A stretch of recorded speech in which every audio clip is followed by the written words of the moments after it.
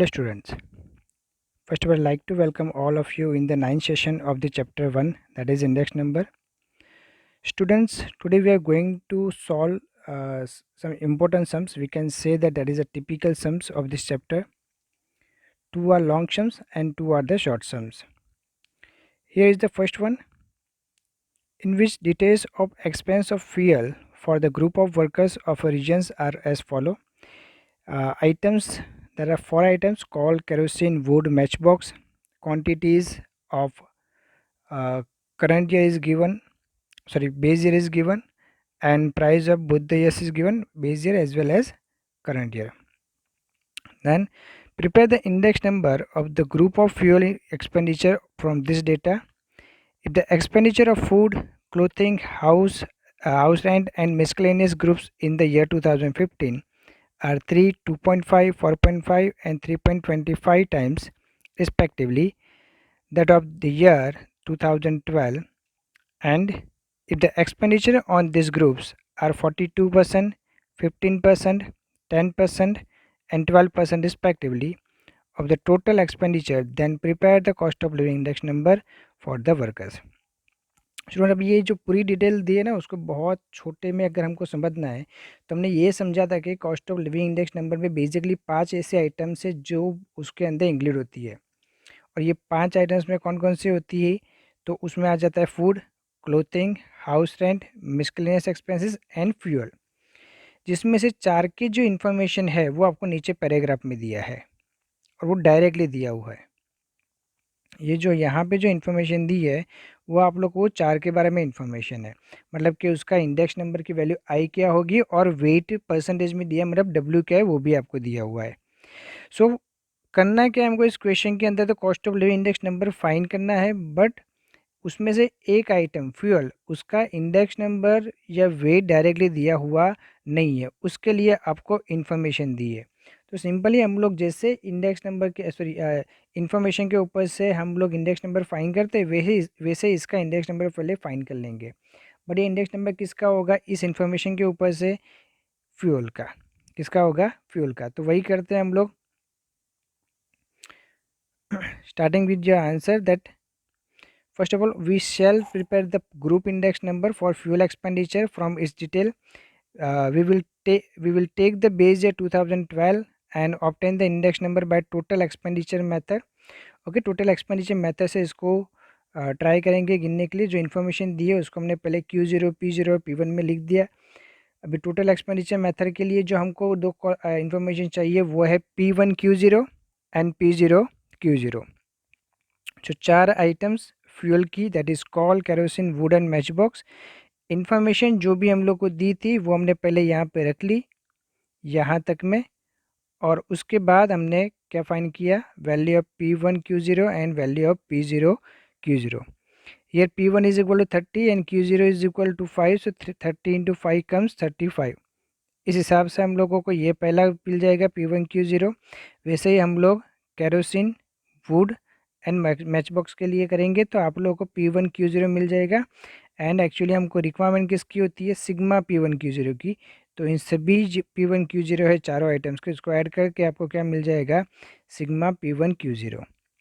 In the same way हमारे पास दूसरा जो है वो क्या है, P0 Q0, वो हम लोग फाइंड कर सकते हैं। यहाँ पे आप फाइंड क्या नहीं कर सकते, P1 Q1 नहीं फाइंड कर सकते। क्यों नहीं कर सकते, क्योंकि Q1 की वैल्यू आपके पास है ही नहीं, ठीक है। बट हम लोग P0 Q0 फाइंड कर सकते, तो वो हमने फाइंड किया। अभी P0 Q0 कैसे, तो Q0 और P0 को क्या कर देंगे हम लोग आपस में मल्टीप्लाई, तो आपको किसकी वैल्यू मिल जाएगी, P0 Q0, ठीक है। इसी तरीके से हम लोग बाकी सब जो डेटा है कैरोसिन के लिए, वुड के लिए और मैच बॉक्स के लिए, उनको मल्टीप्लाई करके आपस में हम लोग वो P0 Q0 फाइंड कर सकते हैं। एंड अगेन यहाँ पे भी आपको सिग्मा ही चाहिए, इसके लिए हमने क्या किया, ये चारों आइटम्स का जो टोटल हो रहा था उसको हम लोग क्या बोलते हैं, सिग्मा P0 Q0, ठीक है। सो अभी हमारे पास क्या आ गया, सिग्मा P1 Q0 आ गया एंड दूसरा सिग्मा P0 Q0 आ गया। सो उसके ऊपर से हम लोग क्या फाइंड कर सकते हैं, index number for the fuel expenditure. अगर ये फॉर्मूला देखो तो हम लोगों ने बताया था कि जब टोटल एक्सपेंडिचर यूज़ करते तब हमारे पास दो ऑप्शन होते हैं, एक तो होता है लास्ट पेयर मेथड और दूसरा होता है पास्ट चेंज मेथड, जिसमें से जो इन्फॉर्मेशन हमारे पास है उसके ऊपर से आप लोग लास्ट पेयर मेथड्स वाले जो फॉर्मूला है उसी से ही आप लोग ये फाइंड कर सकते हो। सो सिग्मा P1Q0 जिसका टोटल हमारे पास कितना है 1185 एंड सिग्मा P0 का टोटल क्या है यहाँ पे 1044। ठीक है, सो वो यहाँ पे रखेंगे और जब हम लोग उसको मल्टीप्लाई विद 100 करते हैं तो हम लोग को जो आंसर मिलता है वो है 113.5057।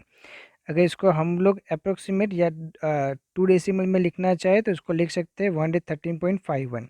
अब ये 1 कैसे हो जाता है वो एक बार क्लियर कर लूँ। पीछे 5 या 5 से बिग नंबर होते हैं, सेकंड डेसिमल के बाद 5 या 5 से बिग नंबर होते हैं तो हम लोग आगे वाले नंबर्स में क्या कर देते हैं 1, मतलब कि +1 कर देते हैं।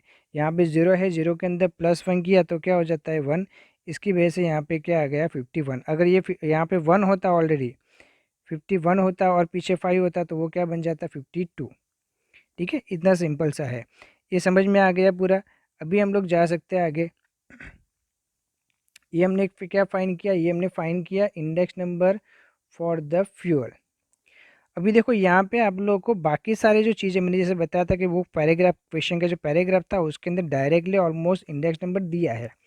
डायरेक्टली इन द सेंस कि आपको वहाँ पे हिंट दिया है कि इसका इंडेक्स नंबर क्या हो सकता है।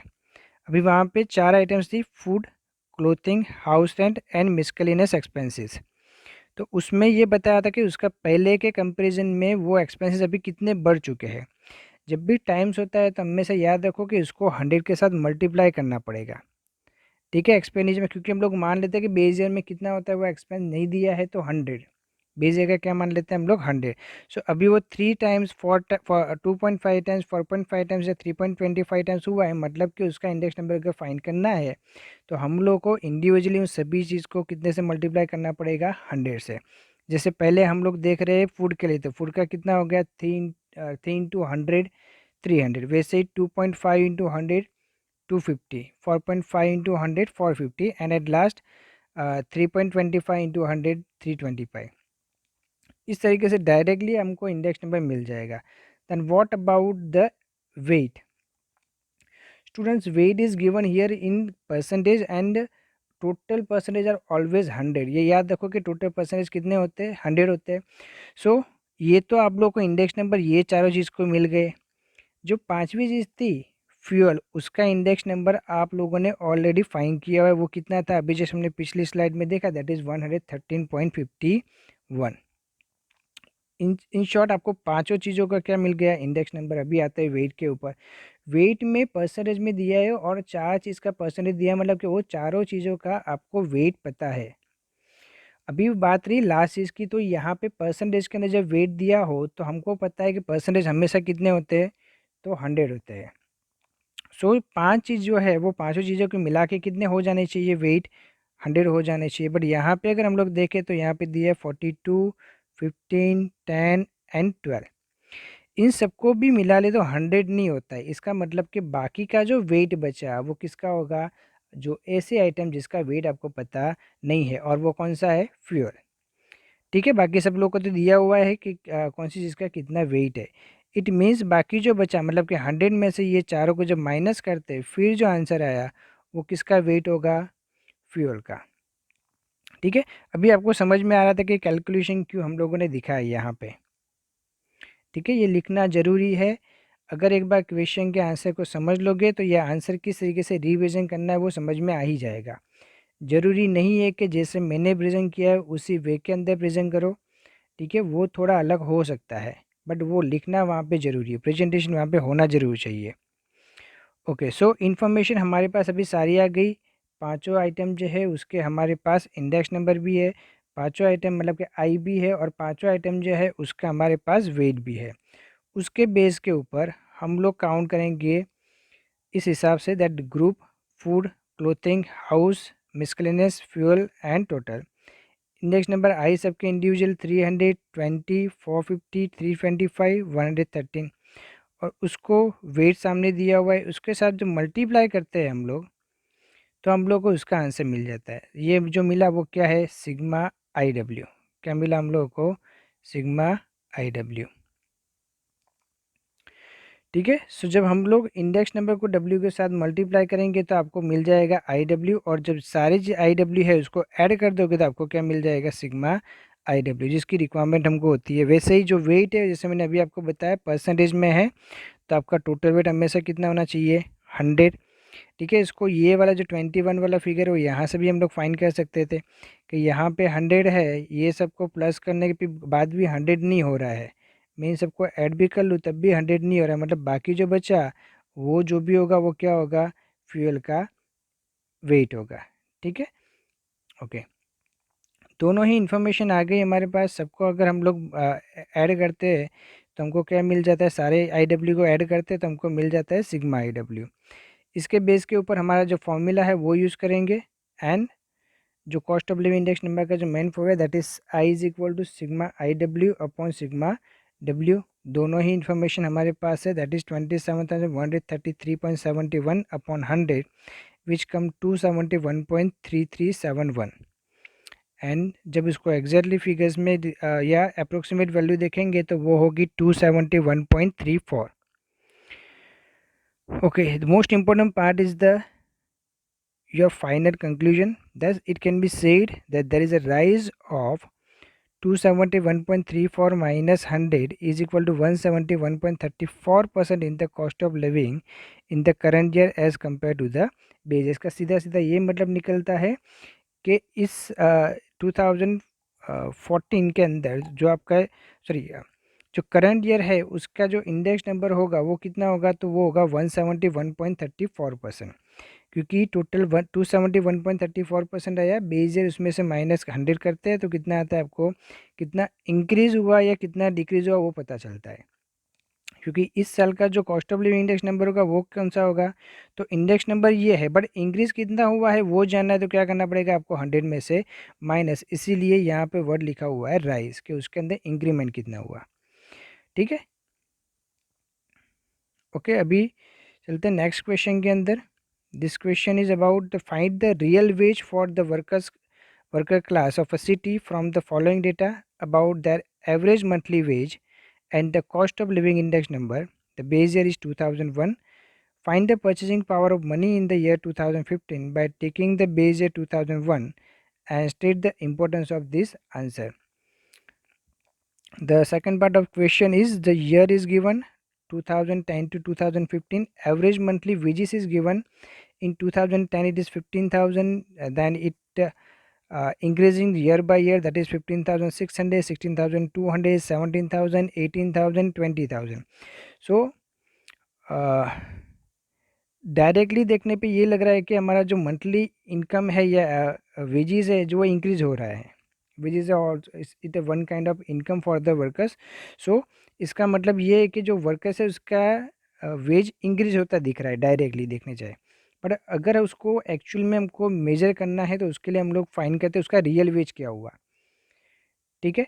तो हम लोग पहले यहाँ पे रियल वेज फाइन करेंगे तो ही आपको पता चलेगा कि क्या ये जो सैलरी बढ़ रही है उससे क्या उसकी रियल इनकम बढ़ रही है कि नहीं बढ़ रही है।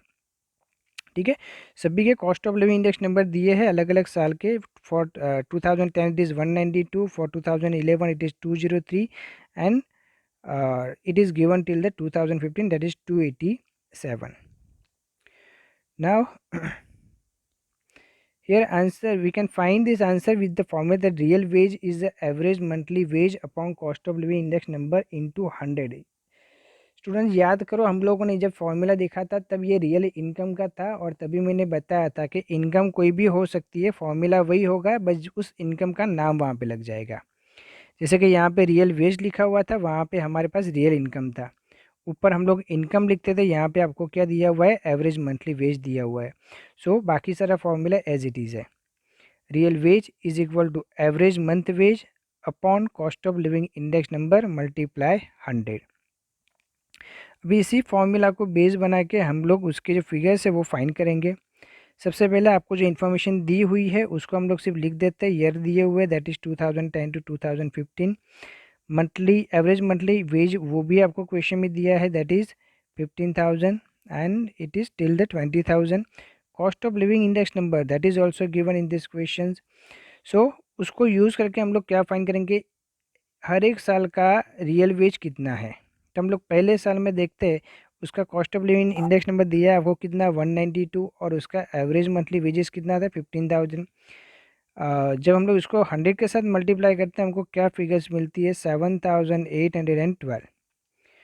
नाउ अगर हम लोग देखें वैसे तो आपको ये लग रहा है कि आपका मंथली जो वेजिस था वो पहले 15,000 था, उससे इंक्रीज होकर कितना हो गया 15,600। बट वेजेस कितना इंक्रीज हो रहा है उसके साथ साथ में उसका कॉस्ट ऑफ लिविंग कितना इंक्रीज हो रहा है वो भी आपको साथ में देखना पड़ेगा।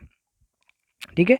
सो यहाँ पे जब ये फॉर्मूला यूज़ करता है रियल वेज फाइंड करने का, तो आपको दिख रहा होगा कि एक्चुअली आपका जो रियल वेज है वो सैलरी सॉरी वेजेस बढ़ने के बाद भी रियल वेज क्या हो रहा है, डिक्रीज हो रहा है। अभी देखो यहाँ पे वेजेस क्या था 15,000, बट रियल वेजेस क्या आप बता रहे थे आपको 7,812, जबकि यहाँ पे 15,600 हो गया, बट रियल वेज क्या दिखा रहा है 7,684। इसका मतलब कि ऐसा हो सकता है कि आपकी इनकम बड़ी हो बट आपका परचेजिंग पावर जो है वो कम हुआ हो। ठीक है, समझ रहे हैं ये बात, आपकी इनकम बढ़ने के बाद भी ये हो सकता है कि आपका परचेजिंग पावर क्या हो जाए कम।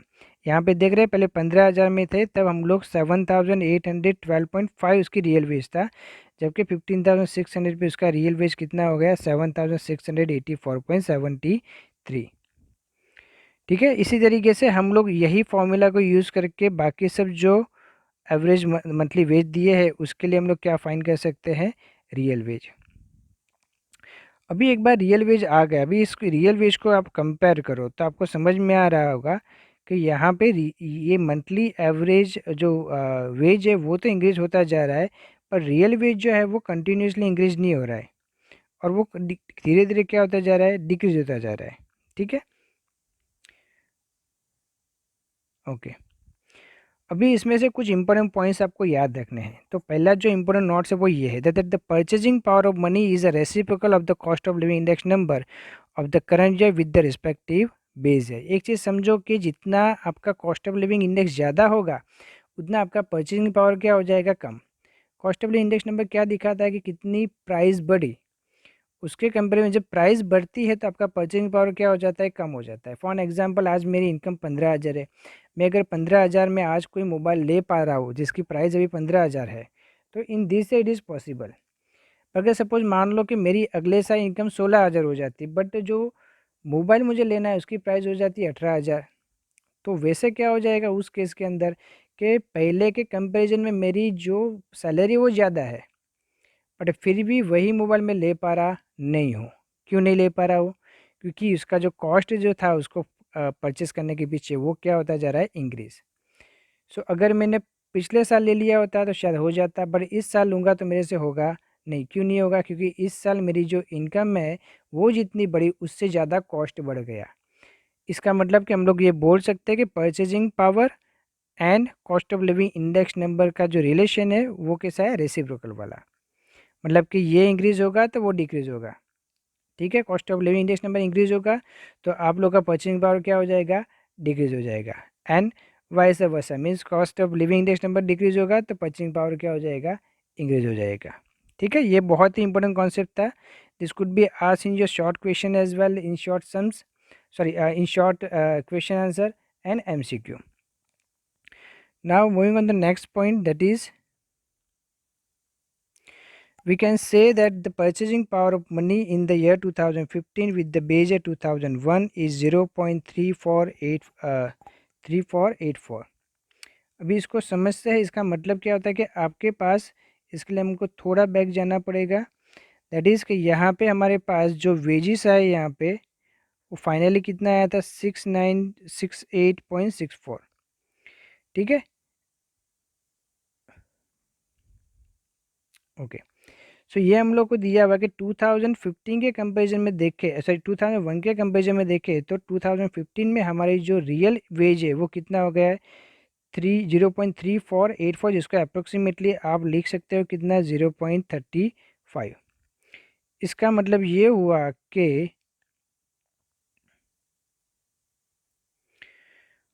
it can be said that if the unit of money is rupee, then value of rupee in the year 2005 is 35 paise with respect to the base year 2001। इसका मतलब ये होता है कि 2001 के अंदर अगर किसी चीज़ की प्राइस 1 रुपीज़ है तो 2005 में उसकी प्राइस कितनी हो जाएगी 30, मतलब कि 2001 में आप जो 35 पैसे में परचेस कर पा रहे हो वही चीज़ परचेस करने के लिए आपको 2015 में कितना रुपीज़ देना पड़ेगा 1 रुपीज़। ठीक है, सो ये उसका बेसिक कंक्लूजन निकलता है। अभी यहाँ पे thus although the actual average monthly wage of the worker this class in the year 2015 is more than the base year 2001, the real disposable wage in the year 2015 is only 6968.64 with respect to the base year। ठीक है, मतलब कि आपके 2001 में जो आप 1 रुपये कमाते थे उसकी वैल्यू 1 रुपीज़ थी, बट आज उसकी वैल्यू हो चुकी है 35 पैसे। 2001 में जिसकी वैल्यू 1 रुपीज़ थी उसकी आज वैल्यू कितनी हो गई है 35 पैसे।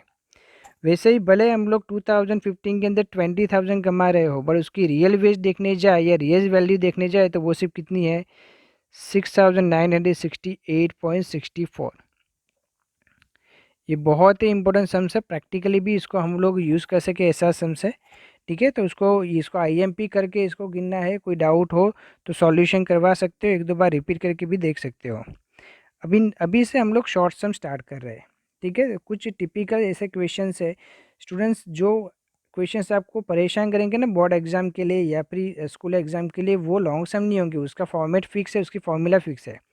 जो आपको परेशान करेंगे वो कौन से सम्स होंगे, short sums.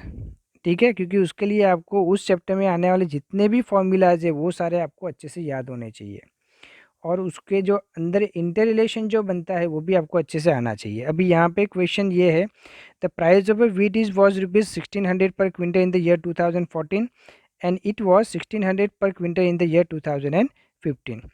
Find the price index number of wheat for the year 2015 with the base year 2014 and interpret it। पहला क्वेश्चन है, बहुत ही सिंपल सा क्वेश्चन है, दो अलग अलग साल के आपको प्राइस दिए हुए हैं। ठीक है, सो सिंपली उसको हम लोग जो हमारा इंडेक्स नंबर का फॉर्मूला है P1/P0 × 100 उससे उसका इंडेक्स नंबर फाइंड कर सकते हो, बहुत ही सिंपल है। सो P1/P0 × 100, अभी P1/P0 करते हैं, यहाँ पे आपका मिल जाता है 1800, P1 जो आपको आप लोगों के लिए है, एंड दूसरा 1600 मल्टीप्लाई 100। तो उसका आंसर क्या आ जाता है आपका 112.5। अभी इंटरप्रिटेशन इसका क्या होगा, तो इंटरप्रिटेशन ये है, सिंपल है बहुत। It can be said that there is a rise of 112.5 minus 100 is equal to 12.5% in the price of wheat per quintal in the year 2015 as compared to the year 2014। मतलब कि अगर 2014 को 2015 के साथ कंपेयर करें तो उस 2014 के कंपैरिजन में 2015 में जो प्राइस है वो 12.5% के हिसाब से बढ़े हैं। ठीक है, अभी हम लोग जाते हैं नेक्स्ट क्वेश्चन के अंदर, जो लास्ट क्वेश्चन है इस सेशन का हमारा। ये क्वेश्चन है जिसके अंदर लिखा हुआ है that Laspeyres index number is 8/9 times the Fisher index number and if the Fisher index number is 180 find the Paasche's index number. अभी देखो नॉर्मली तो क्या है, अगर आपको लास्ट पेयर या फिशर एंड पासे ये तीन में से कोई दो डायरेक्टली दे दिए हो तो आप तीसरा फाइंड कर सकते हो उसके जो फॉर्मूला है फिशर का उसके ऊपर से।